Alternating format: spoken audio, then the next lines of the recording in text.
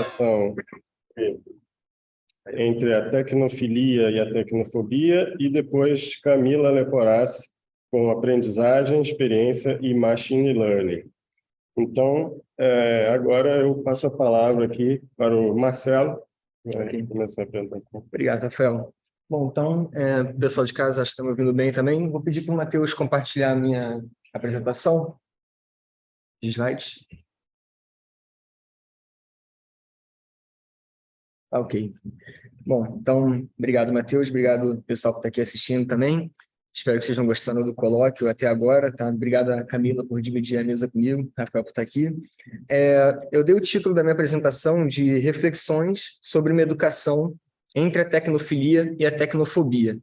E isso é uma vertente do início assim, da minha pesquisa de doutorado, né? Eu sou do Departamento de Filosofia. Diria que o meu objeto de pesquisa não é exatamente a técnica, né? Não é a filosofia da técnica, mas sim essa ideia de tecnofilia que eu estou trazendo. A gente viu outros nomes para ela, né, ao longo do evento hoje, e acho que dialoga até bem com algumas outras mesas que aconteceram.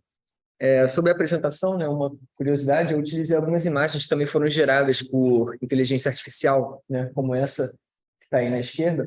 Eu utilizei 2 geradores, o DALL-E, que é esse, né, que é o da mesma empresa que fez o ChatGPT, e um outro que é o Blue Willow, se eu não me engano.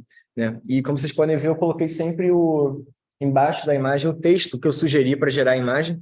Né? Coisa super simples, não quis dar nenhuma descrição detalhada, porque eu queria justamente ver o que a tecnologia ia gerar a partir dos textos. Né?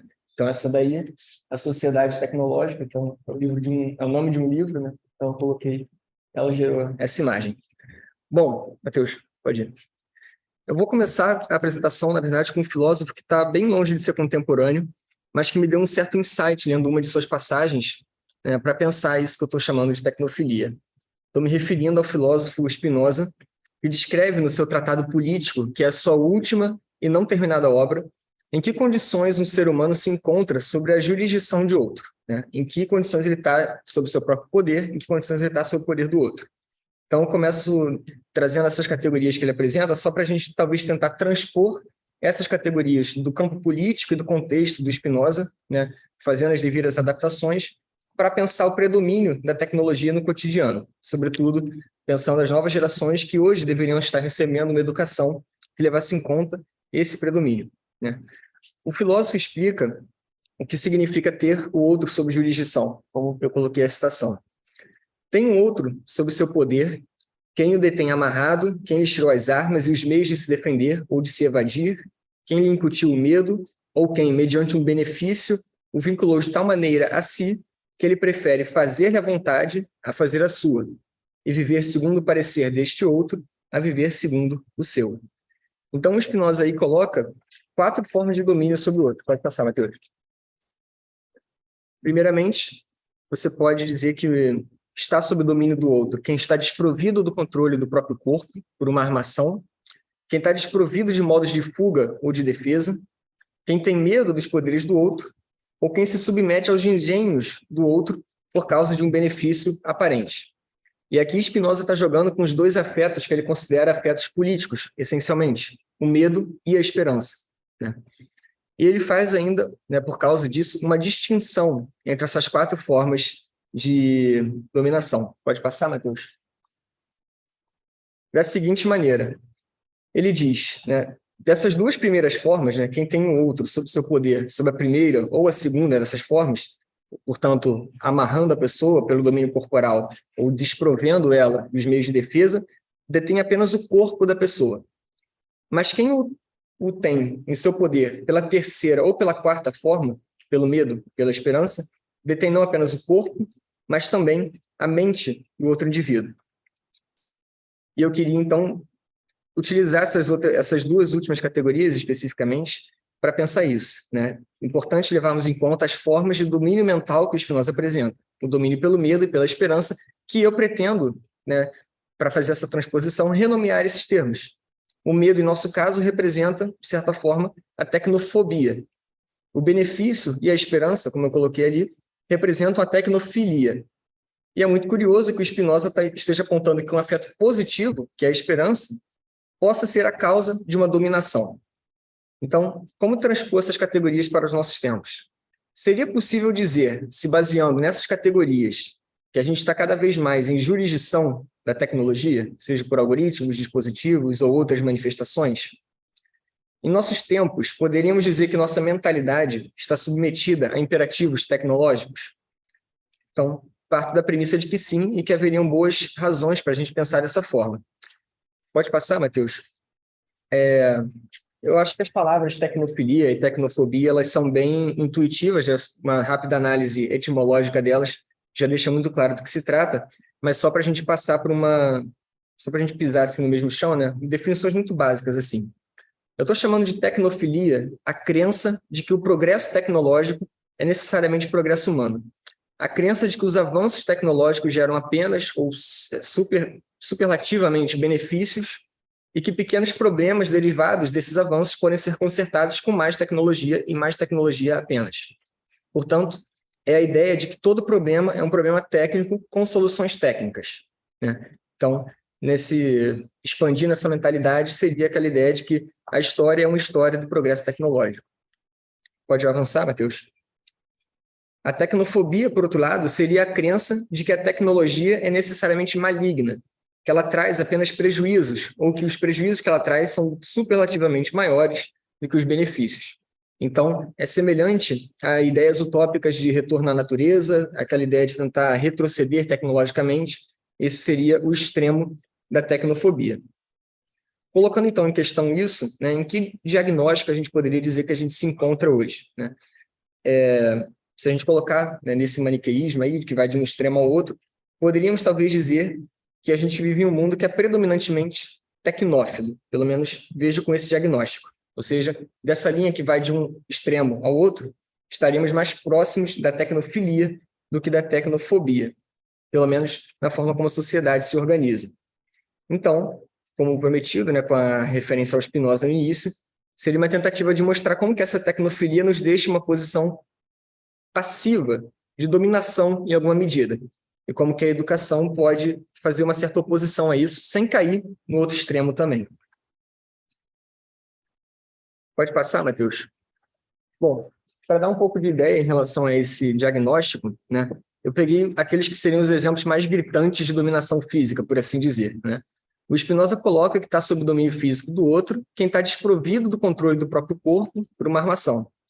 Já existe, por exemplo, na China, uma clínica de reabilitação para jovens que passam o dia inteiro jogando games, utilizando fraldas para não ter que sair da frente do computador.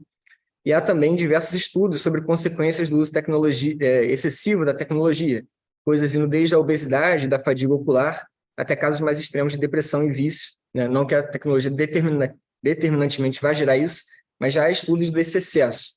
E muito curiosamente, né, depois eu fiquei lembrando, eu poderia ter utilizado um exemplo até mais simples, né, que o professor Simanovski, que vai falar depois aqui, ele já tratou sobre isso, os smartphone zombies, que o Edgar até mencionou. É a pessoa que não consegue sair do celular de forma alguma, né, não só quando ele está ali no ônibus, indo para casa, ouvindo música, mexendo, mas quando ele está andando na rua, quando ele está em momentos que ele não deveria estar mexendo, né, ele não consegue se desprender disso.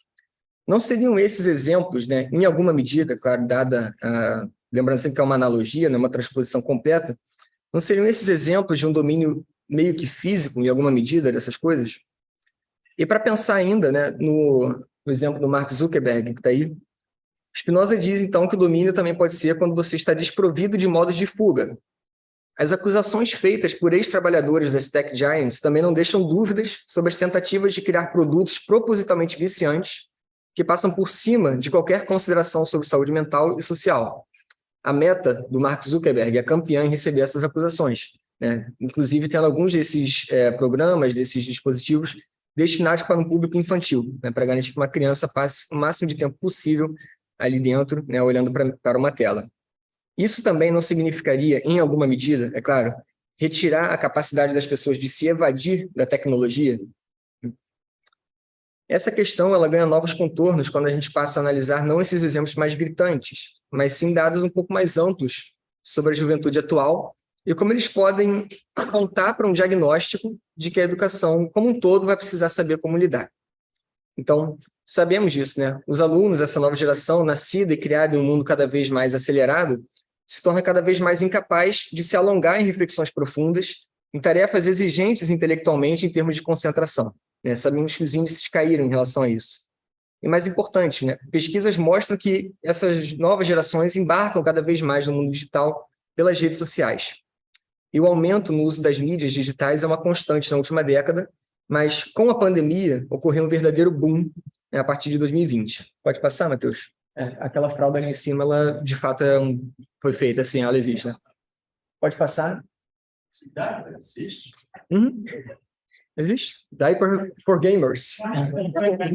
Para que eles não tenham que levantar. Exatamente. Não, só o comentário é que a fralda de cima ela foi pensada para um jogo de terror. Que as pessoas jogavam, que as pessoas já, né, se elas tomassem um susto, precisassem, já estava ali. Não tinha que levantar para ir no banheiro. É sério. É verdade. Bom, então, desculpa, pessoal. Eu vou disponibilizar os slides, não tem problema, mas vou seguir aqui, tá bom?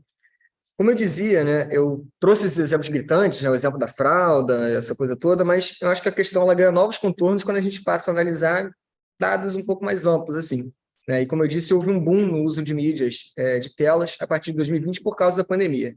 E eu ia trazer agora essa pesquisa da Common Sense Media, que foi feita em 2021, considerando apenas o tempo de entretenimento perante as telas. Então, isso exclui o uso educativo feito nas escolas e outros usos desse gênero. Tá? E são números relativos a jovens estadunidenses. Então, também um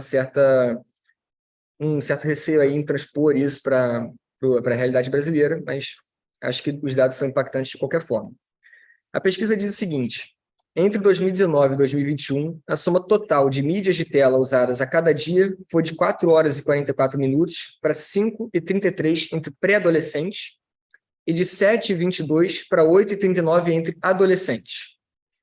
Né? E nesses 2 anos dessa pesquisa, isso foi um aumento muito mais rápido do que foi visto nos 4 anos anteriores, por causa da pandemia. Isso leva a gente a pensar no problema da aceleração. É importante ressaltar o quanto esse tempo é passado de uma forma extremamente acelerada. Os vídeos assistidos, que como os dados mostram, cobrem boa parte desse tempo, então, dessas horas todas que eles passam olhando, boa parte são vídeos que eles assistem, né? Tem também podcast e outras coisas, mas os vídeos cobrem uma boa parte, né?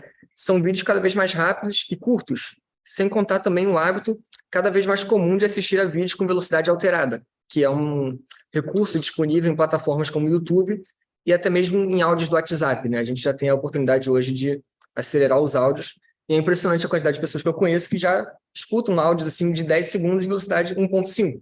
Né? E aí o que acontece? O que você pode esperar em termos de reflexão, de concentração, profundidade, quando esse aluno chega, né, numa sala de aula, né, que ele vive nessa constância, nessa rapidez o tempo todo? E aí, olha que curioso, né? Um outro dado chama atenção, a pesquisa não propõe uma relação entre esses dados, mas eu achei interessante de mostrar, né? Talvez levantar essa bola. Pode passar, Matheus. Embora as crianças consumam mais mídias no geral depois da pandemia do que antes, uma forma de mídia não aumentou em uso: a leitura.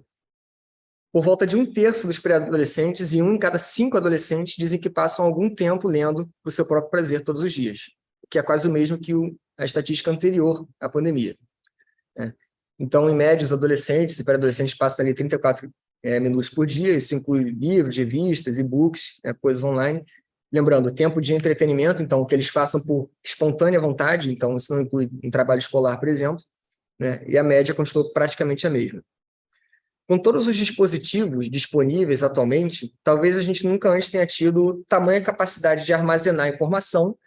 Por outro lado, talvez a gente nunca tenha sido tão superficial em tentar compreender a informação que chega para a gente, né?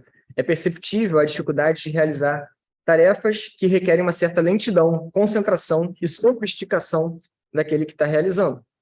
A leitura de um livro, de um artigo ou algo do tipo requer uma atenção prolongada, uma análise linear de cada frase e da conexão com o todo. E é difícil cobrar esse exercício de uma pessoa que possui como distração constante, tão presente na sua vida, esses vídeos, esses áudios, né, que está acostumada a memes passando na velocidade da luz em feeds de notícia. E aqui eu diria que a gente pode apontar, pode passar, Matheus, 3 problemas assim centrais que talvez que afetam diretamente a área da educação. Primeiro, essa tendência à aceleração em todos os sentidos, tanto do conteúdo que é consumido, quanto da forma, né, dos meios pelos quais esses conteúdos chegam e que se aceleram, que se tornam mais avançados a cada dia. Em segundo lugar, o problema dessa massa indigerível de informação que chega para a gente é muito mais do que a gente consegue colocar em perspectiva. E, por último, ainda podemos falar dessa ausência de sentido e de narrativa, que é também uma coisa que muitos pensadores apontam, e é o caso do Byung-Chul Han. Pode passar, Matheus. O Byung-Chul Han discute esses temas em diferentes livros, né? O professor Leandro fez uma apresentação ontem que tocava em alguma dessas questões, e eu creio que o Byung-Chul Han ele capta com firmeza os problemas que isso representa. Então, por exemplo, no livro Em Favor Fechar os Olhos, é o nome do livro, Favor Fechar os Olhos, o pensador explica que a aceleração é avessa à narrativa, ou seja, a produção de sentido, e é importante dizer, a maneira como a gente lida com o mundo em suas nuances humanas. Pode passar? Então ele diz, acelerar sem fim é o que um processador faz, pois ele não trabalha narrativamente, mas apenas aditivamente. Narrativas não se deixam acelerar arbitrariamente. E é significativo que, nesse contexto acelerado, imagens e não palavras ditam o ritmo, né? São imagens que mais predominam nas redes sociais, seja por vídeos, como eu coloquei, memes ou o que mais seja. E também o Byung-Chul Han denuncia isso. A rápida alternância entre imagens torna impossível o fechar os olhos. Este pressupõe um demorar-se contemplativo. As imagens hoje são construídas de tal modo que não é mais possível fechar os olhos. O que talvez seja importante ressaltar é que a avalanche de informação não produz uma verdade, porque essa é dotada de sentido, de compreensão de mundo. Ela é fruto de um pensamento que não se esgota e que adiciona camadas aos acontecimentos. Para trazer a filósofa Hannah Arendt à discussão, que é muito importante para mim, a compreensão é uma tarefa inesgotável e do qual não podemos nos desfazer. A compreensão, segundo o que a autora coloca, é uma tentativa de atribuir sentido aos acontecimentos do mundo, ao que nós fazemos, ao que nós sofremos. Colocar, então, essas coisas em uma narrativa. E por esse motivo, ela é mais do que o conhecimento. Ela utiliza o conhecimento, mas ela vai além. Ou seja, ela é mais do que dados científicos e estatísticas. Essa atribuição de sentido pressupõe uma narrativa criada a duras penas por um longo esforço de pensamento. E o que o Byung-Chul Han explica, né, também em consonância com isso, é que o pensamento necessita do silêncio, de uma interrupção que permite a compreensão. E essa interrupção é inviável no fluxo constante de massa de informação.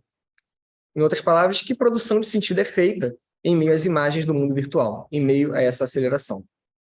E não precisamos aqui falar de uma compreensão de assuntos em escala global ou de enorme grandeza, né? Eu não quero pedir que meu aluno pare na casa dele por horas para refletir sobre a guerra da Ucrânia ou os balões derrubados nos Estados Unidos. Não.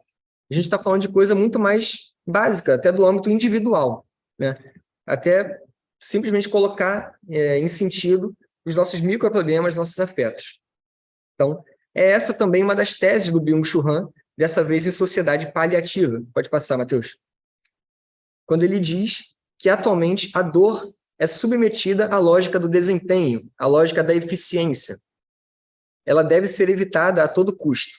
E, nesse caso, não se trata apenas de remediar a dor por remédios, mas também nas redes sociais, no mundo digital, que se torna, em muitos casos, um analgésico.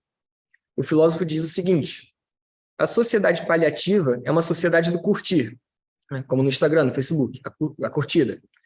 Ela degenera em uma mania de curtição. Tudo é analisado até que se provoque bem-estar. O like é o signo, sim, o analgésico do presente. Ele domina não apenas as mídias sociais, mas todas as esferas da cultura.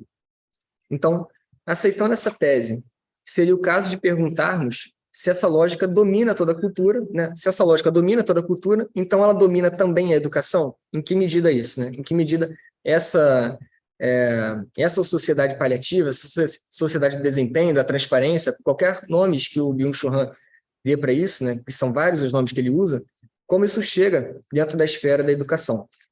Pode passar, Matheus. Estaria, então, a educação submetida a uma lógica do desempenho e aos analgésicos do entretenimento do mundo virtual?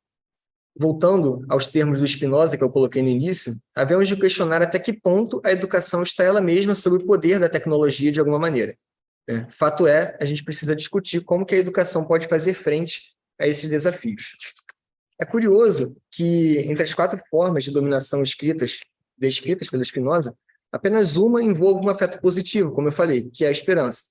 E é justamente por esse caminho que eu tenho criticado, criticado esse caminho da dominação pela positividade. A tecnofilia, ao que eu estou me referindo, não deixa de ser uma forma de se entregar aos poderes de um outro. Nos entregamos ao que a tecnologia tem de oferecer, esperando imensos benefícios e incapazes de pensar em outras perspectivas. Ela seria, como na definição do Spinoza, a transposição de nossos engenhos para o de outra pessoa, ainda que essa outra pessoa seja um algoritmo ou algo do tipo. Nesse contexto, não haveriam mais questões culturais, éticas, afetivas, ou todas essas questões se tornam também questões técnicas, com remédios técnicos que podem ser resolvidas com alguns analgésicos digitais dessa sociedade paliativa. Como que essa mentalidade da tecnofilia se insere no meio educacional? Pode passar.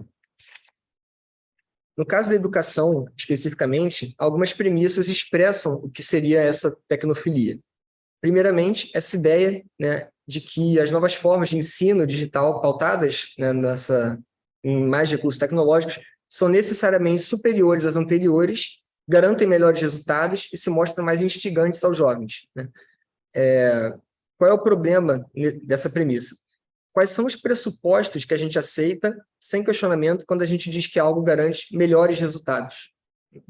Se se trata apenas de uma nota alta, e se esse seria o objetivo último da educação, talvez sim, talvez gere de fato melhores resultados. Mas isso precisa ser colocado em questão. Uma outra premissa é a ideia de que, na medida em que os jovens chegam à escola já acostumados com as mídias digitais e, como se supõe, já dominando os seus recursos, seria natural atualizar o programa e a metodologia para inserir essas novas e supostamente dominadas tecnologias na educação, tornando a educação mais confortável para o jovem também. Qual o problema? Bom, primeiramente, a gente tem que colocar em questão se essas novas gerações realmente dominam o mundo digital. Essa é uma premissa que não pode ser aceita assim tão facilmente. Segundo, ao adaptar o seu conteúdo e a sua proposta para essa realidade, a escola não vai estar reforçando os problemas que a compõem também. A escola não vai se transformar em mais um ambiente que intensifica as tendências negativas desse mundo. Pode reforçar as positivas, claro, mas e as negativas? A não ser que você negue que existam consequências negativas nessa sociedade, desse jeito que o Han, que outros descrevem, então você não pode negar que a escola reforçaria isso caso ela fosse se render a essa ideia. Ela não acabaria transformando aí o seu conteúdo em analgésicos do presente também. E ainda, uma outra defesa comum é de que o mercado de trabalho cobra cada vez mais que se domine os recursos digitais. E se a gente entende que uma função da escola é inserir as pessoas diretamente nesse mercado, então ela necessariamente deve tornar os alunos mais capacitados tecnologicamente. E o problema, bom, claro que em alguma medida a escola está ligada a esse mercado, não é um problema isso, mas deveria ela, até que ponto, se preocupar com essa questão, de inserir as pessoas nesse mercado. Essas premissas, pode passar, Matheus, elas podem ser incessantemente discutidas, mas nos cabe perguntar qual é exatamente o ponto sobre o qual essas posições não se debruçam e que, por isso, permite tantos problemas. Muitos caminhos podem ser apontados nesse caso, mas eu indicaria o que todas essas premissas têm em comum é a pressuposição irrefletida de que o fim da educação é preparar os indivíduos para seguir a tendência geral da sociedade, adaptá-las a essa sociedade tecnológica. Em nosso caso, então, a tendência geral de aceleração de informação, aceleração de inovação tecnológica. Isso significa capacitar as novas gerações para lidar com esse mundo, mas sem questioná-lo necessariamente, sem pôr em perspectiva os seus imperativos éticos, suas consequências e seus reveses. Em outras palavras, o progresso tecnológico se torna um axioma que não pode ser questionado. Então, por exemplo, quando a professora Gisele fez a apresentação dela na última mesa, citando ali o Comênios, teve uma dada citação dela que me chamou a atenção, em que ele dizia, em nome do Altíssimo, a gente vai conseguir realizar de determinada maneira, não me lembro, tinha a palavra técnica nessa citação, não capto inteiramente. Pensa que esse altíssimo aqui se tornou a própria tecnologia. Ali você ainda via uma educação pensando, né, em nome do altíssimo, em nome de um fim extra técnico, uma outra narrativa que tivesse ali. Imagine agora que a tecnologia toma, né, até mesmo esse lugar que estaria acima dela. São muitos os pensadores que se opõem a essa visão, né, tecnófila, sobretudo quando o assunto é a educação em uma sociedade tecnológica. Para concluir hoje, chegando aqui na parte final, eu destaco um que me interessou de discutir recentemente, que foi tratado ontem, a professora Adriana chegou a mencionar ele. Pode passar, Matheus? Eu estou me referindo ao educador e escritor estadunidense Neil Postman, que dedica diversos livros ao tema da educação. E a sua visão sobre a função da escola na sociedade, ele denominou de função termostática da educação. Então, o termostato é um aparelho que não busca, né, necessariamente resfriar ou aquecer um ambiente, mas sim colocá-lo em equilíbrio, colocá-lo em uma determinada temperatura ajustada. Então, seria o caso de pensar a educação como um fator de equilíbrio dentro da sociedade. E para isso, o que ela precisaria fazer é, se a sociedade está muito quente, resfriá-la. Se a sociedade está muito fria, esquentá-la. Portanto, ir contra, né, essas tendências gerais, não para destruir, não para se transformar numa tecnofobia, nesse caso, mas para equilibrar as coisas, certo? Então, se trata de pensar a educação como um fator capaz de oferecer um contrapeso às tendências dominantes da sociedade na qual essa educação está inserida, tendo em vista não a destruição dessa sociedade, né, e seus prejuízos, mas sim o seu equilíbrio. Então, em 79, quando o Postman escreveu esse livro, o Teaching as a Conserving Activity, ou seja, o ensino como uma atividade de conservação, o Postman apontou diversos problemas que a educação deveria tentar contrabalancear. E aqui só um parêntese, né? Pode soar curioso esse nome, né? Conserving Activity, mas 10 anos antes, em 69, ele já havia escrito um livro cujo título era O Ensino como Atividade Subversiva. Então, ele escreveu 2 livros que parecem se opor, né, diretamente, o ensino como atividade subversiva, depois como conservativa, conservadora, mas não são opostos, né? São geralmente a ideia de que a escola, a educação poderia fazer as duas coisas, quando fosse necessário. O primeiro dos diversos problemas que ele aponta, agora nesse livro que está na tela, seria o que ele chamou do Information Environment, então um ambiente de informação. Já em 79 ele escrevendo isso. Uma educação séria sempre deve estar atenta à maneira como a informação é disseminada e quais os vieses dos meios pelos quais essa disseminação ocorre. O Postman escrevia isso preocupado com a televisão e o que a televisão fazia com a educação de sua época. Em nosso caso, podemos começar a pensar na internet e suas múltiplas facetas, né? Como as informações chegam até nós. Isso varia, né? O contato que um aluno vai ter com o conteúdo depende se ele fez uma pesquisa simples no Google, se ele viu um meme compartilhado em uma rede social, se alguém disse isso num podcast que ele ouviu, ou se isso foi visto no noticiário. E o Postman explica. Os meios pelos quais as pessoas se comunicam abrangem um ambiente tão real e influente quanto o terreno em que elas vivem. E mais além, pode passar, Matheus. Quando ocorre um deslocamento radical na estrutura desse ambiente, isso deve ser seguido por mudanças na organização social, nas predisposições intelectuais e um senso de o que é real e valoroso. Estamos discutindo isso incessantemente aqui, né? Que mudança representa o ChatGPT? O quanto isso irá impactar todas as áreas da sociedade e como a educação vai lidar com isso, né? Muito tem se falado sobre como as escolas estão retomando manuscritos, provas orais. O Edgar tocou nessas questões aqui de uma forma bem central, né? Isso dá conta do problema, né? O Edgar já mostrou que tá só varrendo para debaixo do tapete, né? Quando o Neil Postman diz, né, nessa frase, um senso do que é real e valoroso, podemos nos fazer essa pergunta também. A nossa preocupação é apenas com as notas e se os alunos estão só colando ou plagiando do GPT? Há uma discussão muito mais ampla sobre o aprendizado aí, que vai além dessa questão e que está sendo deixada de lado em alguma medida. Passando, Matheus. E por fim, para deixar claro, né, é da ocupação do educador avaliar os vieses do ambiente de informação, tendo em vista torná-los visíveis, mantê-los sob controle. Portanto, de novo, não destruir esses vieses, não ir contra essa tendência, mas colocar o holofote neles, né, nos meios de disseminação, portanto, na tecnologia que nos cerca. Seguindo essa tese, a educação deve se ocupar, então, de ajustar essas predisposições, nossas predisposições, e nossa forma de lidar com essas inovações que impactam diretamente a comunicação.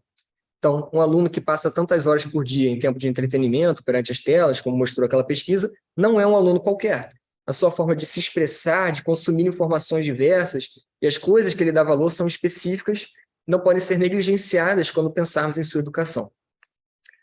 Também crítico à tecnofilia, pode passar, Matheus.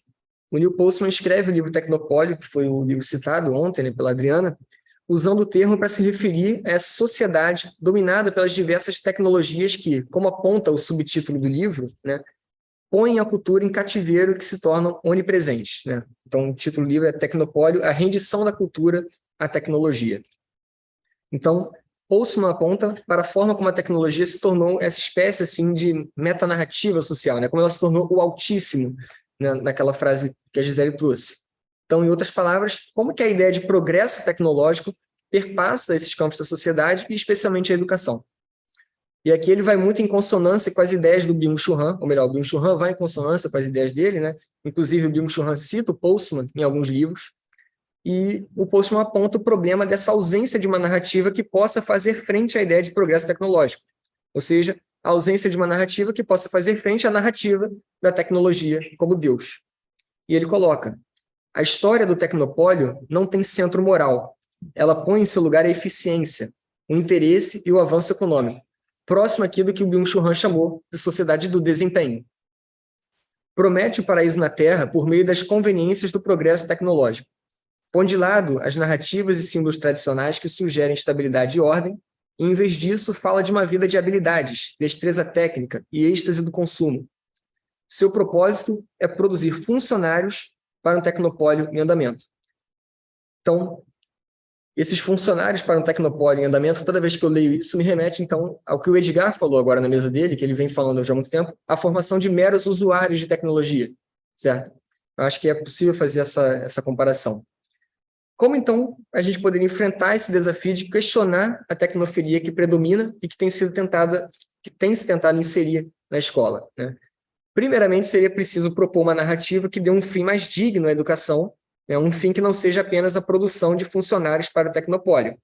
E quem tem acompanhado os efeitos da reforma do ensino médio, né, aqui no Brasil, entende um pouco isso, né? Como é que você tira uma matéria de filosofia, você tira um tempo de filosofia da grade curricular para colocar uma matéria chamada De Olho no Mundo Digital, né, que foi uma das coisas que foi colocada. Né? Você está criando TikTokers na escola, você está criando jovens para entrar nisso. Você vai tirar um tempo de ética, né? O tempo da filosofia que poderia botar essas coisas em questão para colocar uma matéria com esse nome, sendo que me parece muito estranho que você precise de um professor para dizer de olho no mundo digital. Meu aluno pode me dizer o que está rolando no mundo digital, eu não posso dizer para ele. Ele está muito preparado para me dizer. Pode passar, Matheus.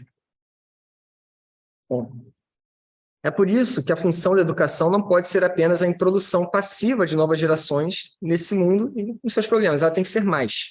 Muito se fala, por exemplo, da necessidade de regulação de plataformas que disseminam fake news, também foi uma discussão que tivemos ontem, né? Muito se fala dos problemas éticos gerados por avanço de IA e como que a educação, como que a regulação cuida disso, né? Claro que a regulação é necessária, a Caitlin mostrou isso ontem, né? E precisa ser feita, no curto prazo, então, principalmente, mas a tecnologia se desenvolve, e problemas mais avançados surgem, requerendo novas legislações, novas regulações. Então, para se pensar em uma coisa de longo prazo, né, a gente precisaria pensar, além da regulação, uma proposta educacional séria, que leve em conta o predomínio tecnológico e como ela poderia melhor preparar as gerações para lidar com esse mundo. Então, uma das coisas também, fazendo alusão à discussão que tivemos ontem na última mesa, né, a Caitlin mostrou como que a gente precisaria de uma combinação entre uma ética, uma regulamentação pelo direito e uma regulação técnica da própria técnica, né? E o Edgar sugeriu que essas três esferas que se interligam adicionássemos uma quarta, que é a educação. Então, seria mais ou menos essa a proposta também, né? Pensar que a educação, no longo prazo, seria uma das melhores formas de lidar com isso.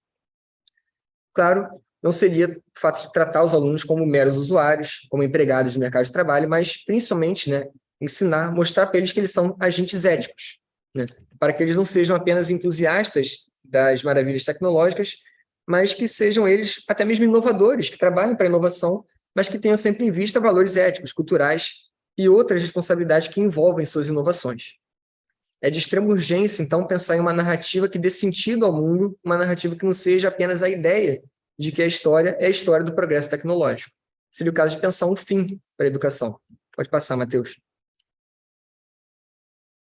Em outras palavras, vivendo aí no antropoceno, com péssimas previsões para o futuro próximo, presenciando tamanhos avanços tecnológicos e diversas outras mudanças, seria preciso pensar em um fim almejado para o que a gente chama de humano.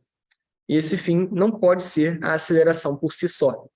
Não pode também, né, cair no extremo oposto, como eu falei, essa utopia tecnofóbica de tentar retroceder e demonizar a tecnologia, algo que também não faria sentido algum.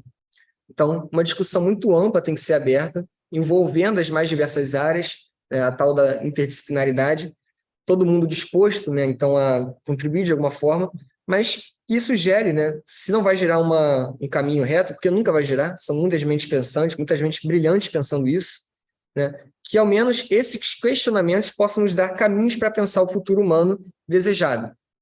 E essa discussão ela deve trilhar, então, o meio do caminho entre a tecnofilia e a tecnofobia.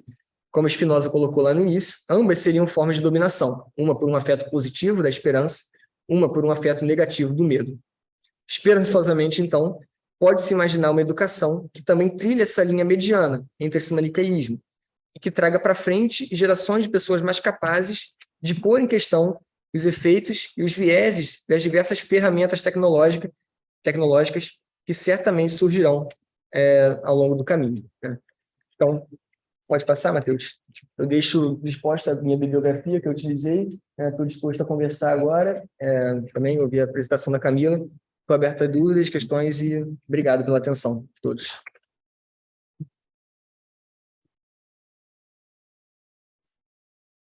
Bom, obrigado, Marcelo. Agora a gente vai passar para a apresentação da Camila e no final a gente faz um bate-papo aí, abre para as perguntas e questões. Companhia. Vê com o pessoal se fica, porque ali de onde eu... Está dando para ver o slide? Atrapalha se a gente ficar assim? A gente estava querendo saber isso. Estava assim. Então, que aí pode fazer companhia, podia ter te feito também, mas eu fiquei pensando nisso. Vou tentar colocar aqui o tempo, porque é mais ou menos meia hora, não é isso? E às vezes eu falo demais, então é bom evitar.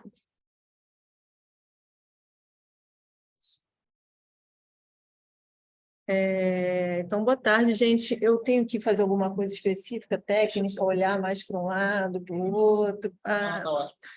Tem uma plateia aqui, tem uma plateia aqui. Pois é, que eu estou vendo tipo aqui.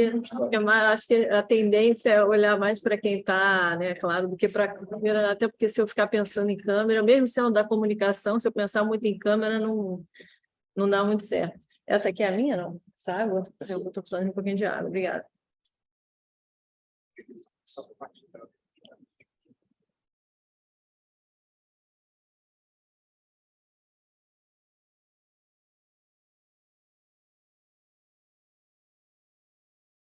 O pessoal que está online, está vendo os slides com clareza? Silêncio. Sim. Estão vendo? Sim. Então tá bom. Esse aqui é só o inicial. Então, gente, além de ser doutora aqui terminei meu doutorado agora em janeiro, defendi a tese em janeiro aqui no Departamento de Educação da PUC. O professor Ralph foi meu orientador aqui presente. E eu também sou jornalista de formação, fiz comunicação na PUC, terminei o curso há bastante tempo, em 2005. E eu acho que isso é bacana, assim, pelo olhar, né? Porque aqui a gente tem uma certa variedade de olhares sobre esses temas. Mas já trabalho com educação há bastante tempo. E na minha tese eu estava curiosa com a questão de máquinas que aprendem, né? Machine learning, aprendizagem de máquina. Então, foi daí que eu comecei a investigar o que seria essa aprendizagem de máquina, o que seria a aprendizagem humana, como que elas se comunicam, como que elas conseguem, se tem alguma comunicação, algum diálogo que se pode fazer entre as duas ou não, o que tem na aprendizagem humana que pode ser impactado pela aprendizagem de máquina e como, né? E por aí vai. Não foi fácil pensar no que eu ia trazer hoje aqui, porque eu acabei o doutorado agora e tem muita coisa na minha cabeça. Assim, quando eu vou pensar em falar sobre a tese, eu não sei muito bem o que recortar. É um processo, um momento um pouco curioso, mas eu trouxe algumas coisas que eu estou percebendo que estão dialogando muito bem. Pode passar para o slide 2, por favor, Matheus. Estão dialogando muito bem. Eu até fui fazendo algumas anotações no decorrer aqui das apresentações para ver se eu consigo me lembrar de algumas coisas, e eu pensei em começar minha fala falando justamente de receios, né, de medos que estão envolvidos quando o assunto é principalmente inteligência artificial, Big Data, Machine Learning na educação. E o Marcelo estava falando justamente de tecnofobia agora há pouco. E não é à toa, né? Porque um encontro para falar sobre coexistência, né? A gente e os meios digitais, a gente e as tecnologias, a gente está o tempo todo lidando com essa questão de medos e entusiasmos excessivos, às vezes também, que o Marcelo também passou por isso, né? Bom, acho que a gente já pode ir para o 3, por favor, Matheus.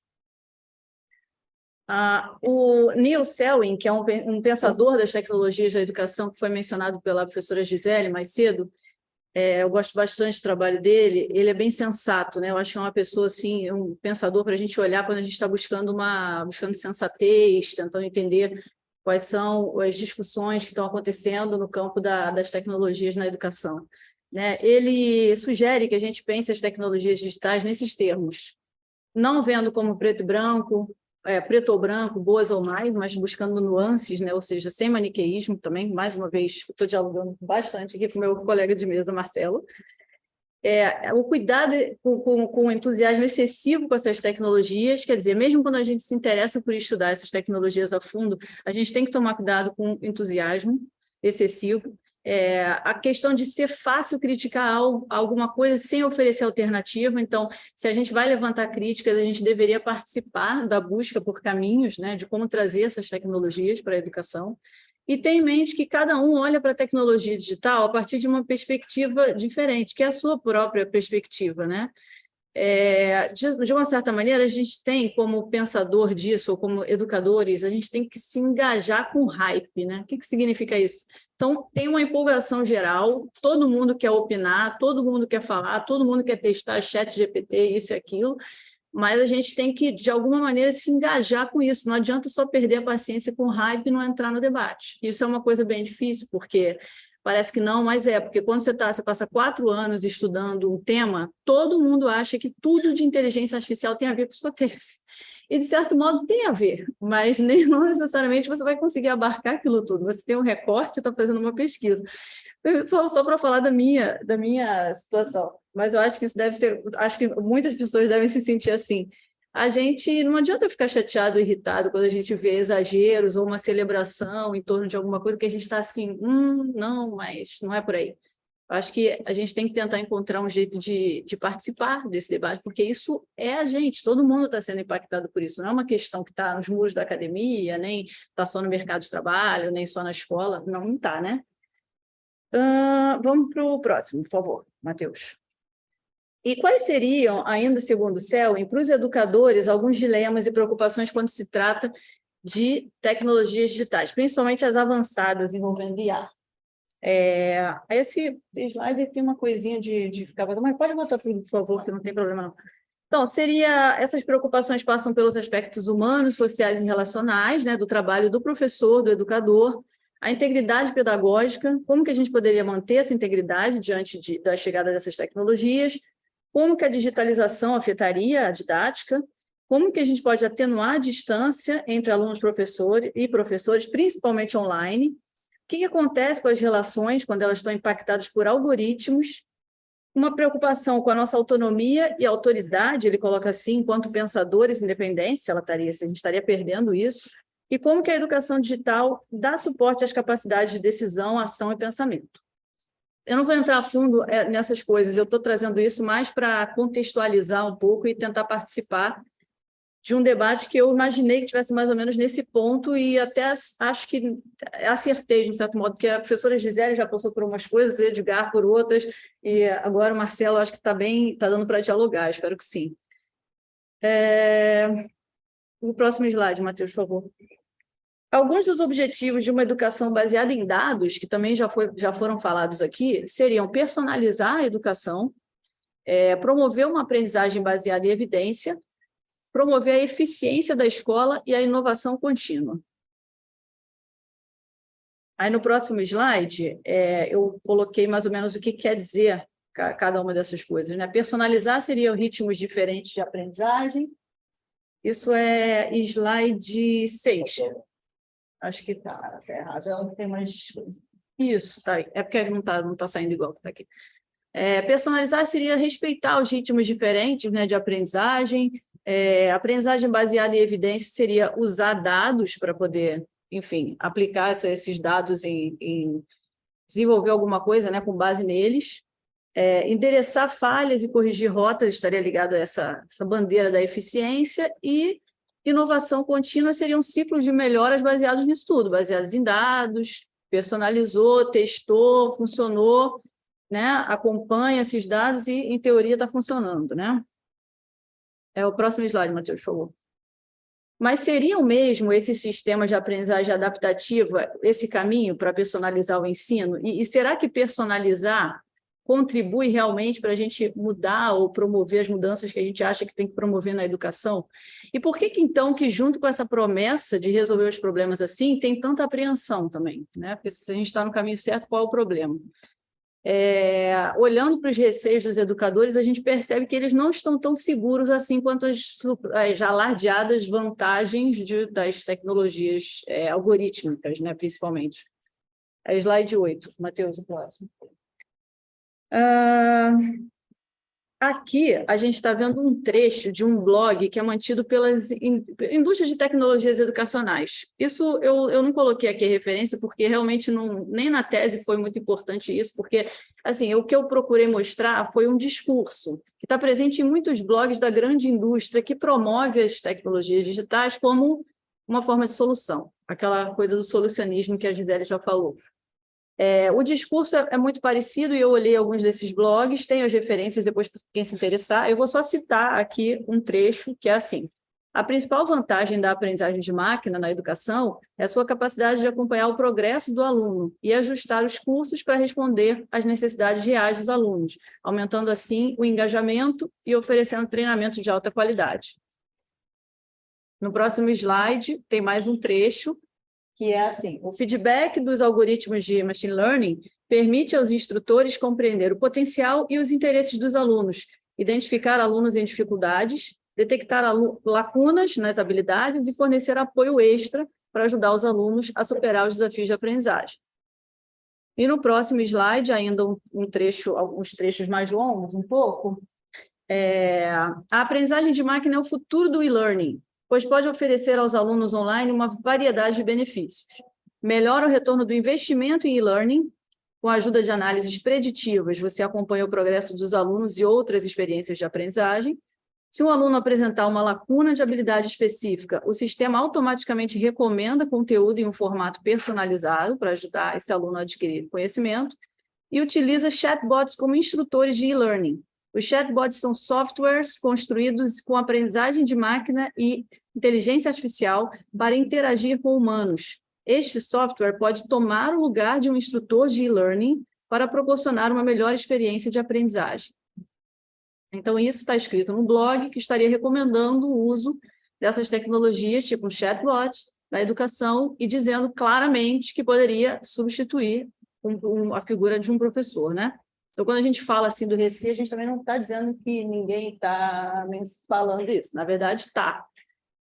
E aí tem algo mais complexo, né? Quando o Selwyn fala das preocupações dele envolvendo tecnologias, ele lembra que os professores já carregam o hábito de interagir com os alunos, a gente tem esse hábito do encontro na universidade, na escola, enfim, nesses pontos, e que se a gente perde isso, se a gente perde essas interações, se elas passam a se resumir ao online, aí a gente tem realmente que ficar muito atento, porque é como se ele estivesse dizendo que os professores, esses encontros, eles por si só resolvem algumas coisas, entendeu? Não deixam morrer algumas coisas, porque são do encontro. Então, por isso é tão importante. Eu vou falar um pouquinho mais do que pode significar esse encontro, filosoficamente falando, mais à frente. Então, no próximo slide, por favor, Matheus. Agora um pouquinho das motivações da automação do ensino, que estão presentes no contexto da educação ontem e hoje. E esse ontem e hoje é porque a gente está falando de coisas que parecem muito novas, mas, na verdade, elas são bem antigas e já são alardeadas, e o discurso está presente há muito tempo.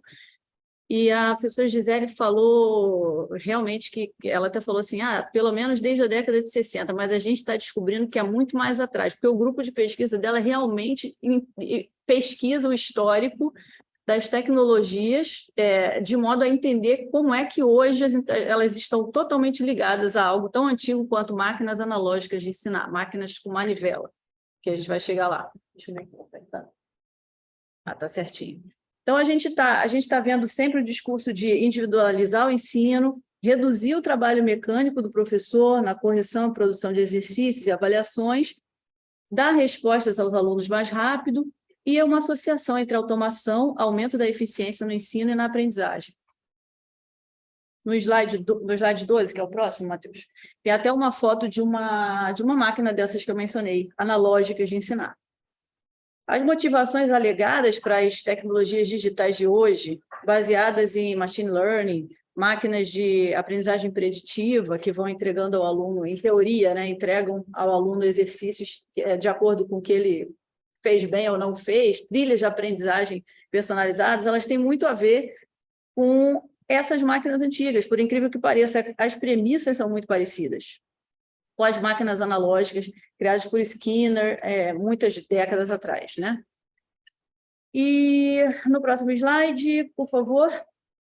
Na década de 60, teve uma crise relacionada às máquinas analógicas, e essas eram algumas das dúvidas que pairavam sobre as pessoas, pais de alunos, professores. As pessoas podem ser ensinadas como pombos? Podem as máquinas substituir professores? Máquinas de ensinar, uma bênção ou uma maldição? Sempre aquela dicotomia. Robôs vão ensinar seus filhos? Máquinas de ensinar realmente ensinam?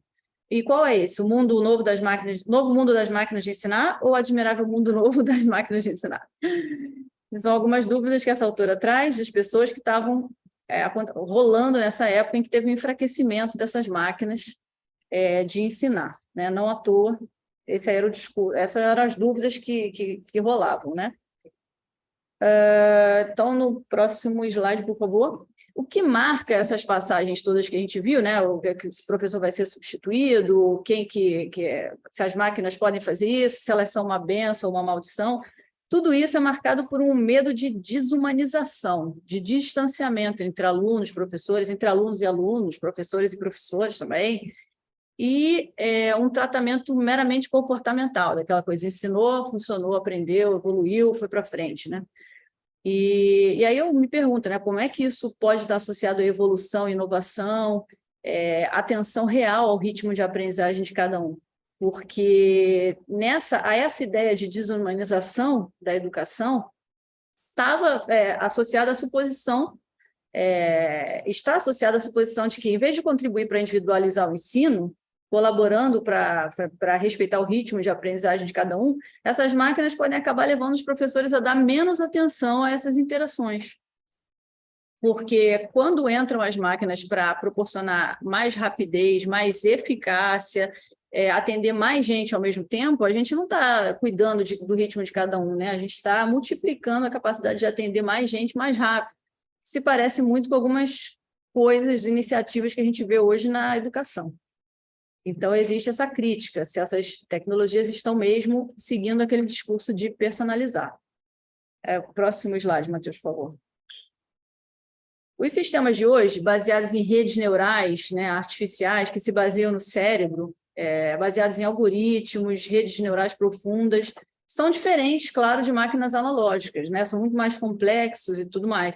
Entraram outros componentes, porque são os nossos dados, né, que permitem que esses sistemas funcionem assim. Então, eles já têm uma natureza diferente, porque eles já têm uma simbiose com a gente, estão trabalhando a partir dos nossos dados. Mas, ainda assim, como eu falei, as premissas são muito parecidas, no sentido de que há perguntas, há respostas, há caminhos a percorrer pelo aluno, uma certa variedade, mas há ali mais ou menos os caminhos traçados, e uma observação de como é que os alunos estão indo, né, nesses caminhos.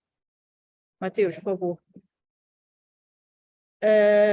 Outros receios entram quando quando a gente inclui aí a economia de dados, né?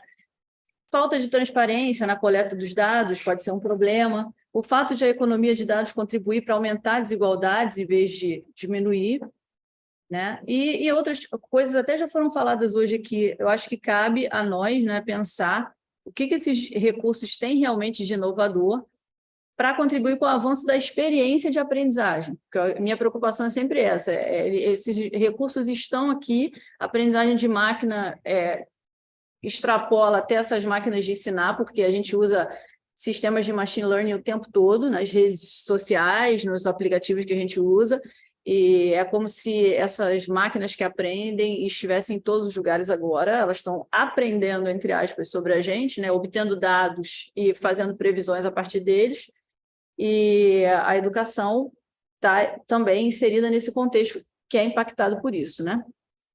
Aí no próximo slide, por favor. Não sei quanto tempo está. Quando eu falo em experiência, que é um dos pontos que eu trouxe até no título, né, da minha apresentação, entra um ponto importante, porque a experiência é central na aprendizagem humana. E quando eu estava buscando entender o que tem de especial na aprendizagem humana, a experiência chamou muita atenção para mim, nos meus estudos, né? Eu estudei algumas abordagens novas à cognição humana, que são conhecidas como os 4 E's da cognição, que colocam o corpo no centro, muito mais do que olhar só para o cérebro para tentar entender a aprendizagem. É o próximo, Matheus, por favor. E o desenvolvimento da inteligência artificial está totalmente associado a um modelo de processamento de dados, processamento de informações, que vê a mente limitada ao cérebro, né? Uma mente e cérebro como sendo equivalentes. Uma mente descorporificada, né, em que o corpo é negligenciado. E assim, quando a gente vê a mente totalmente associada diretamente ao cérebro, fica muito mais fácil pensar em tecnologias que se acoplam bem a isso, porque a gente está produzindo tecnologias inspiradas no cérebro para desenvolver cérebros.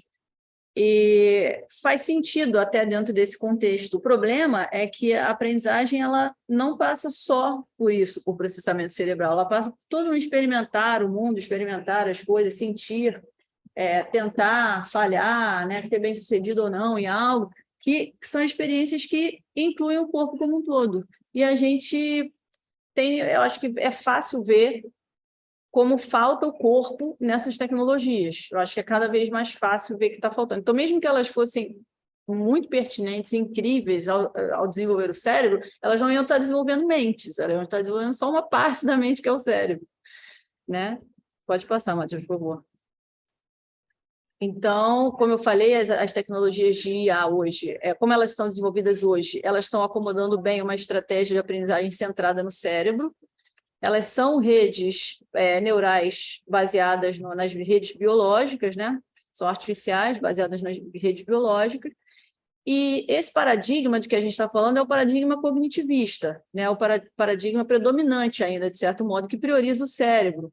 Na educação, a gente tem já uma certa atenção ao corpo, nas teorias construtivistas, educacionais, mas a gente ainda tem muito o que andar nesse sentido de incluir corpo, emoções e ambiente, quando a gente olha para a ciência cognitiva, que está ali desenvolvendo, né, de uma maneira acelerada, com muitos estudos empíricos também que tem a ver com a robótica, que passam pela inteligência artificial, de uma maneira a testar o paradigma, e cada vez estão mostrando que olhar só para o cérebro não faz a gente sair do lugar.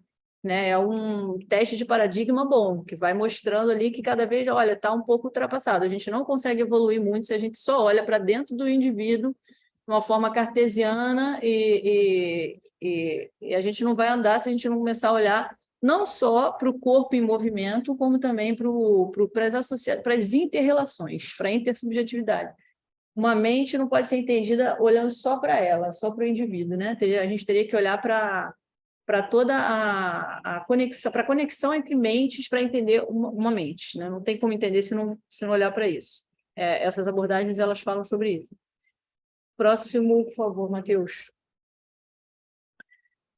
Então, como eu falei, se a gente entende a mente mais do que só como cérebro, mesmo que as tecnologias de IA deem conta de desenvolver o cérebro perfeitamente, que ainda está muito longe, elas deveriam ser consideradas num contexto maior. Diante dessas apreensões e dúvidas e tudo mais, eu acho que vale a pena olhar para essas questões. Depois eu queria saber o que vocês acham, se realmente vale a pena a opinião de vocês. Próximo slide, por favor.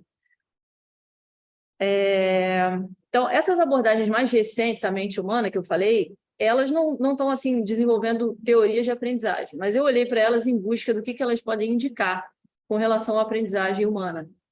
Então, se a mente não é só cérebro, por exemplo, se o corpo vai entrar, né, eu busquei entender o que seria essa experiência corporificada, e uma das descobertas, assim, uma das constatações mais interessantes, eu acho que é essa questão da nossa mente ser inescapavelmente intersubjetiva. Não tem como a gente olhar para uma mente só. A gente está sempre misturado com as mentes de outras pessoas, né? O que a gente pensa, o que a gente faz, o que eu faço impacta alguém, o que alguém faz me impacta, e a gente escreve textos a muitas mãos e pensa, e todos pensam, e por aí vai. E aí construímos sociedades, construímos cultura, né? Então todo mundo muito mesclado, não sei, estou ouvindo as palavras do inglês aqui na minha cabeça, que não estou nem conseguindo traduzir. Então, na ciência cognitiva, a gente está querendo, caminha-se para compreender cada vez melhor como que a atividade cerebral se conecta com a atividade do corpo, como um todo, gerando cognição, né? E elas procuram investigar, então, a cognição para além do estudo só do cérebro, como eu falei. Tentam entender como a gente percebe o mundo, como que a gente significa as coisas que a gente percebe, e fazem isso também para entender o que acontece individualmente. Então, quer dizer, é valorizar o intersubjetivo para tentar entender também o indivíduo, né? Não é só olhar para o coletivo. Isso afasta muita possibilidade, cada vez mais a possibilidade de a gente dizer que o que essas máquinas fazem é aprender, porque se aprender para o ser humano é experimentar, trocar com os outros, né, fazer tudo isso, a gente vê que a aprendizagem de máquina é uma coisa bem relativa. Pode passar, Matheus, por favor. Eu acho que eu já falei bastante sobre isso, mas um ponto importante, não sei se eu vou para ler bem, aqui não está muito. Passa, não, peraí, acho que não está estranho, não, está aqui. A aprendizagem, a partir das novas abordagens da cognição, é compreendida como esse processo corporificado, e ela é totalmente ligada à afetividade. Isso significa que nem sempre a aprendizagem tem metas previsíveis, resultados programáveis. Isso também é um problema que a gente tem que lidar, porque as nossas provas, os nossos testes, eles podem estar um pouco indo por aí, porque senão, por exemplo, o ChatGPT não estaria resolvendo bem a prova da OAB, por exemplo. Foi uma coisa que fizeram um teste e descobriram que estava indo bem, respondendo bem. Então, que questões são essas que estão sendo elaboradas para que um chat que busca, que está conectado a milhares de bases de dados e consegue responder? Então, a gente também tem que pensar um pouquinho, porque a aprendizagem não é totalmente previsível e programável. É claro que tem um desafio enorme aí da parte que seria mais previsível, mais programável, que também é importante. Como é que a gente encontra um meio termo nisso? A aprendizagem é contextual, porque é orientada pela nossa experiência e movimentação no mundo, e também envolve produção de sentido no nível coletivo, além do individual. Próximo slide, Matheus, por favor. Aí falta às máquinas essa capacidade de experimentar, sem isso elas não aprendem, e também não poderiam, a princípio, ensinar qualquer coisa, porque a gente não poderia esperar de quem não tem a experiência de aprendizagem, ter a experiência do ensino também, né? Mais um já. Eu já falei um pouco sobre isso, eu acho que eu acabei adiantando um pouquinho o que está aí, do que está implícito, estou dizendo que a gente não pode usar máquinas realmente para ensinar, mas se a gente pudesse, o discurso que está implícito é o da capacidade de processar informações, de quanto mais rápido aprender, melhor. Eu acho que tem muito a ver com o que o Marcelo estava falando, que será que é o mais rápido, mas a gente tem que fechar os olhos, a gente tem que deixar a aprendizagem acontecer em certos tempos, né? Não necessariamente eficiência seria representativo de rapidez. Acabam promovendo o afastamento das emoções, processo de aprendizagem, e valorizando o cumprimento de tarefas em menos tempo. No próximo slide, por favor. Aqui é só para a gente parar um pouquinho e refletir, sabe? Poxa, a educação existem tantas limitações inerentes às aplicações de inteligência artificial na educação, né? E será que todas as facetas da aprendizagem podem ser capturadas por dados? Eu acho que isso é um ponto que a gente sempre tem que pensar, se a gente quer pensar em educação e machine learning, porque os dados são pequenas frações de informação que deixam muito de fora. Então, poxa, seriam muito eficientes se captassem muitos dados, mas esses dados ainda deixariam muito de fora. Então, onde que está essa eficiência, né? Aí é o próximo slide. O que tem para além dos dados, né? Assim, o que os dados significam? O humano tem que entrar aí para interpretar os dados, para pensar que dados que têm que ser gerados para ajudar a gente com alguma coisa. E essas perguntas têm que estar presentes, né? Quando a gente trata de machine learning, quando a gente fala de inserir machine learning na aprendizagem humana. Existem alguns especialistas, né, que eu tenho lido nesse tema, o Mark Zuckerberg, a Cathy O'Neil e a Carissa Vélez, por exemplo, que eles sempre estão batendo nessa tecla de que o elemento humano é de extrema importância, a gente tem que sempre pensar sobre, a gente tem que decidir, as tomadas de decisão envolvendo algoritmos não são terceirizáveis, né? A gente tem que ver o que dá para a máquina fazer e o que a gente não pode de jeito nenhum deixar com elas, porque senão a gente já está perdendo um pouco do pé e abrindo aquele caminho que a gente falou no começo, que o Selwyn diz, né? De distanciamento, em vez de personalizar, despersonalizar, digamos assim, né? Aumentar essa distância entre alunos e professores, e que não é o que a gente acha que seria, né, o melhor a fazer.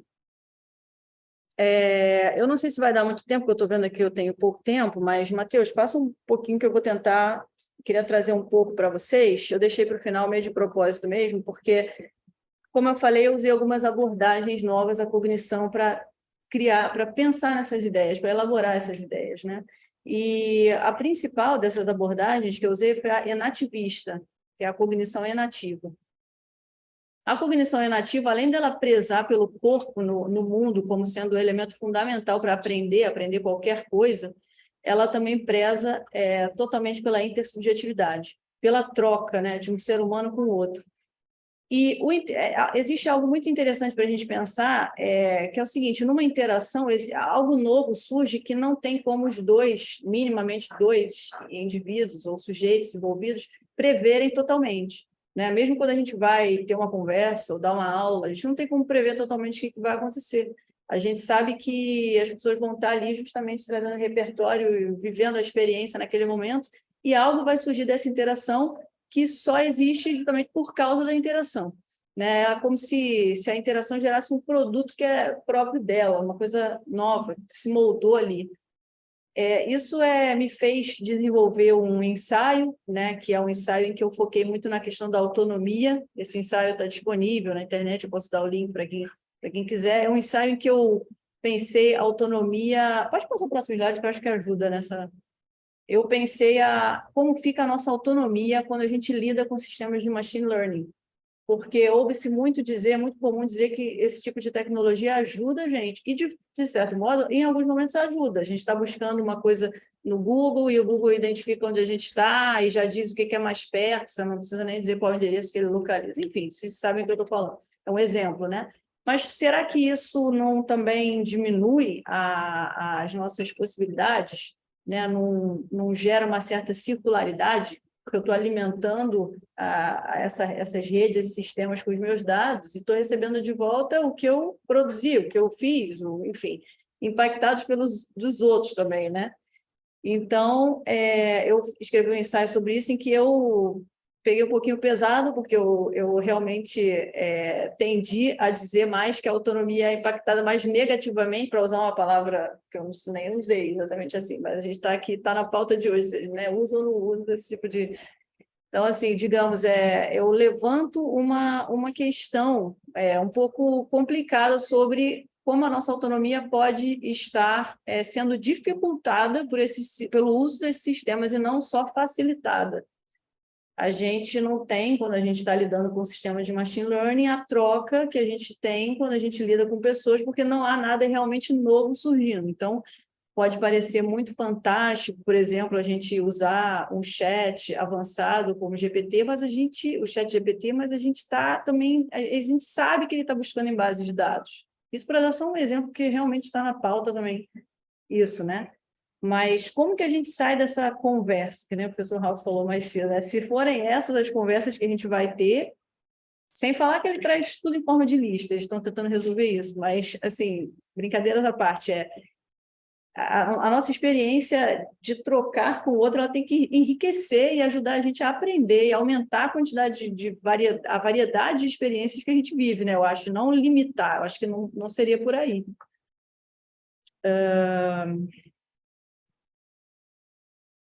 Mais um, por favor. Esse aqui nesse slide eu coloquei 3 conceitos que realmente eu não quis hoje ficar muito focada em conceitos por causa da discussão que eu queria participar, mas são 3 conceitos importantes para essa abordagem enativista. Justamente o que eu fiz foi usar o conceito de autonomia enativista, ou seja, do ponto de vista da definição trazida nessa abordagem, que não é qualquer conceito de autonomia, e aplicar a nossa relação com machine learning. Outros 2 conceitos que aparecem nesse ensaio que eu fiz são de sense-making e participatory sense-making. Basicamente, são as definições enativistas do que é fazer sentido do mundo e fazer sentido do mundo com o outro, né, de forma participativa. Passa, por favor, Matheus. Queria mostrar um outro slide.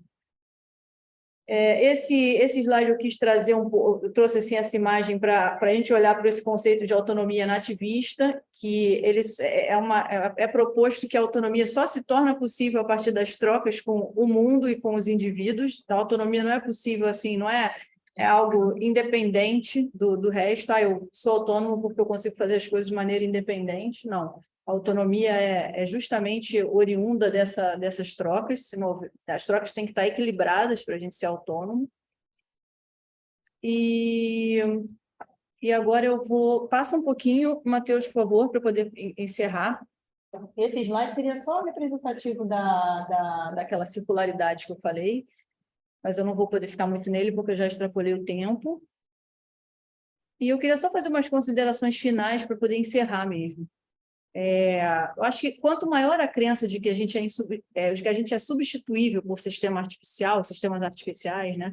Uma crença que poderia se fortalecer caso a gente fechasse os olhos para pesquisas sobre a cognição humana, que ressaltam características como essas que o enativismo aprofunda, da afetividade, do corpo, das interações, por exemplo, né, tenderia a ser maior a permeabilidade da educação a invenções que prometem muito, mas talvez não entreguem tanto assim.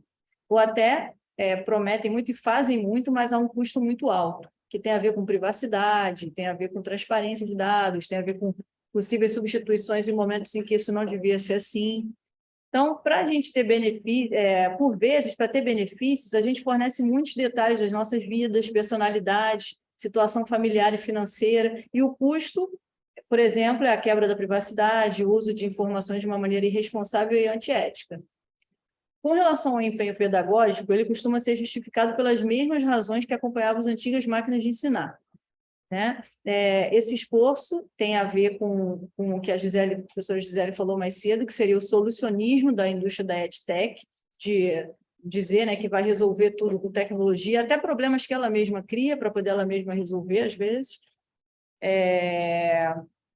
E inovação, eu queria pontuar também a questão de inovação ser diferente de mudança de paradigma. Eu tentei mostrar que o paradigma cognitivista ainda persiste e que existe na ciência cognitiva uma tendência a talvez aportar aí um novo paradigma que tira do cérebro todo o peso da mente, distribui a mente pelo cérebro, o corpo e o ambiente, né? Então, a inovação é diferente de mudança de paradigma. A concepção de cognição que apoia os sistemas, né, de IA que a gente conhece, ela ainda se apoia no cérebro como eixo central e fica, assim, restrita a um suposto processador central, ao qual a atividade cognitiva e a mente estariam submetidas por completo. Quando a gente olha para o que a IA não pode fazer, a gente acaba chegando aos elementos que são essencialmente humanos, né? E que podem contribuir para a gente pensar tecnologias além do utilitário, do consumo, do imediato, que eu acho que é um pouco o que o professor Edgar está instigando a gente a fazer aqui nesse encontro. Era isso que eu queria trazer, gente. Obrigada pela atenção.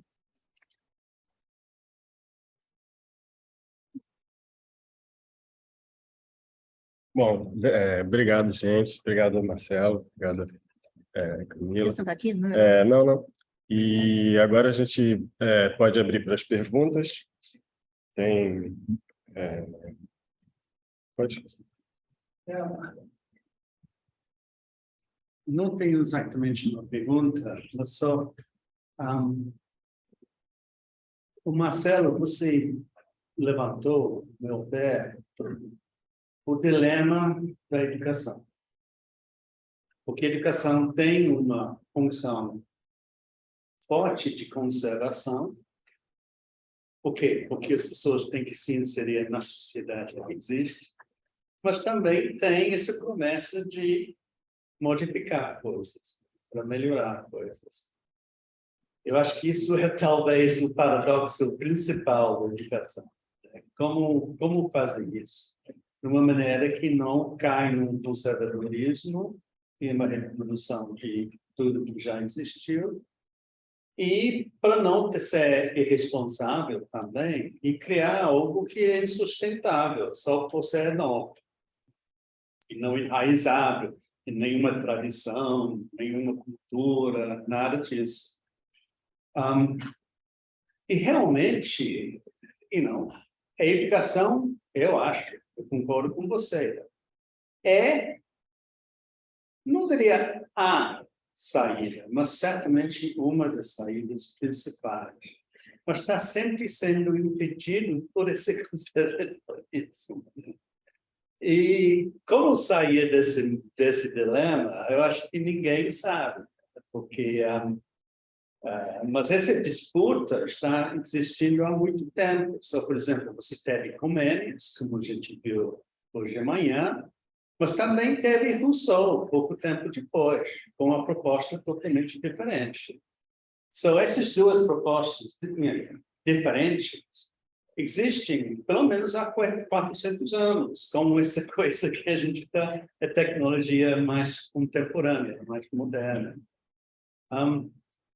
E isso me leva um pouco a Camila, porque essa questão de previsão e de alimentação por dados, isso me lembrou muito, você citou Cathy O'Neil, e ela tem um TED Talk, onde ela dá uma analogia, tentando explicar como algoritmos funcionam.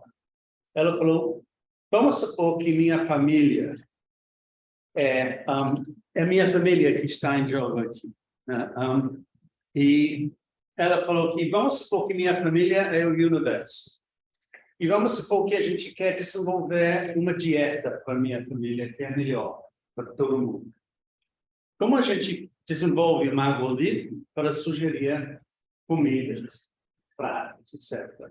A gente usa os dados já do que minha família já come há muito tempo. Se você vai lá, você inclui dados do que a família comeu nos últimos 20 anos, e isso alimenta o algoritmo para sugerir o que a família deveria comer no futuro. Mas ela falou que há um problema, que meus filhos são viciados em Nutella. E eles comem Nutella o tempo todo.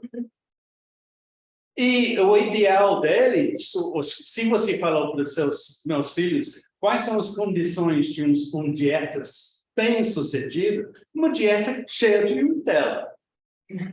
Tanto os objetivos como o que vem para alimentar já está viciado. Que é mais ou menos o mesmo problema da tradição e da educação. Já está viciado. Né? Porque a gente reproduz o que foi feito antes. A gente vê hoje uma série de fotos de alta tecnologia na sala de aula que não muda nada. A sala de aula fica a mesma coisa, do século XVII. Não é exatamente uma pergunta, é uma questão de... Não é uma pergunta, como sair desse dilema que vocês dois, de maneiras diferentes, apontaram? Uma coisa, eu acho, é que Existem alternativas, isso já foi falado hoje de manhã também. Existem historicamente alternativas e existem hoje em dia alternativas. Eu duvido se esse hype em volta de tecnologias digitais estão deixando essas alternativas esperáticas serem desenvolvidas. Mas eu não sei se vocês concordam com isso. Desculpa para falar tanto. Se eu puder só complementar, que isso já ocorre, né? Essa coisa de você alimentar o algoritmo de forma viciada, né? Você tem algoritmos hoje que vão receber o currículo das pessoas, né? As pessoas vão ser contratadas por algoritmo, né? Ninguém vai ler todos aqueles currículos. Quem vai ler é o algoritmo. E esse algoritmo ele vai ver as pessoas que já foram contratadas antes. Então, ele acaba tendo, mesmo que você exclua, por exemplo, raça e gênero, ele vai acabar tendo uma tendência ali a dar uma pontuação maior a pessoas brancas, a homens brancos, porque foram as pessoas que foram já contratadas. Então, se você já tem um problema sistêmico, o algoritmo continua, né? Sim, não inventa um novo problema. O problema já sempre existiu. Porque pessoas dizem, olha, mas o professor também tem um viés. Quando tem, mas não tem extensão. O professor tem um viés diante de 20 alunos, 25 alunos. Um algoritmo diante de milhões de pessoas. Os alunos percebem o viés do professor, mas eles não percebem o algoritmo. O algoritmo Isso faz toda a diferença. tem a coisa da neutralidade, Parece né? uma É uma coisa neutra, é um algoritmo, é uma coisa fria, né? Existe uma tendência, existe também um discurso de que a máquina é infalível, né? Então, quando falha, falhou, né? Então, acho que só complementando. Eu fiquei curiosa com uma coisa, professor Ralph, você falou, se eu bem entendi, né, que alternativas teriam que respirar, elas não sabe se elas conseguem respirar. Então, eu queria que a gente falasse um pouco sobre essas alternativas, né, porque, assim... Eles existem, é claro que eles existem. Você tem professores tentando fazer, mas eu acho que talvez um viés, uma maneira de pensar nisso é pela sensibilidade estética. Porque, como você falou muito bem, máquinas não têm sensibilidade. Nada importa para elas. Eles não têm emoções, eles não têm feelings, eles não têm nada disso. Né? E John Dewey nos ensinou há muito tempo, 100 anos atrás, que isso é o fundamento da profissão humana. Antes de você chegar à linguagem verbal, o raciocínio, o cálculo e tudo mais, você sente o mundo.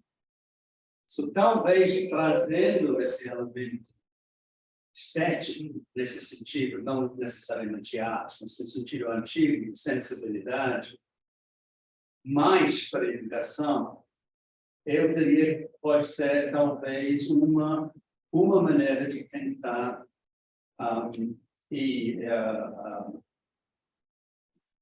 fazer alguma coisa diante disso. Porque nós perdemos nosso contato. Toda a nossa experiência tem uma dimensão estética. Você falou em experiência, qualidade de experiência, toda a nossa experiência do mundo tem uma dimensão estética. Mas quem lida com isso? Quem fala sobre isso? Só acho que isso talvez seja uma entrada, não única, mas uma entrada para sensibilizar pessoas esteticamente, para sentir o mundo. E a máquina não pode sentir, por definição. Tenho alguns comentários, assim, né? Tipo, as imagens que eu gerei de inteligência artificial aqui, elas remontam um pouco a isso, né? Quando eu peço para gerar uma imagem, né? Classroom full of technological devices. Bom, ela vai me gerar uma imagem do que ele sabe que é uma classroom. Portanto, todas as imagens, embora mudassem a estrutura da sala de aula, em que os dados que criam isso indicam uma mesma sala de aula. Essa coisa, assim, né, a sensibilidade estética, qual outras narrativas poderiam ser colocadas, né? O que eu tento pensar, né, pelo viés que eu uso na minha pesquisa, é a técnica ou a tecnologia como uma mentalidade, né? Mentalidade da eficiência ou da racionalidade, no caso do Byung-Chul Han, né, o desempenho, e essa mentalidade toma e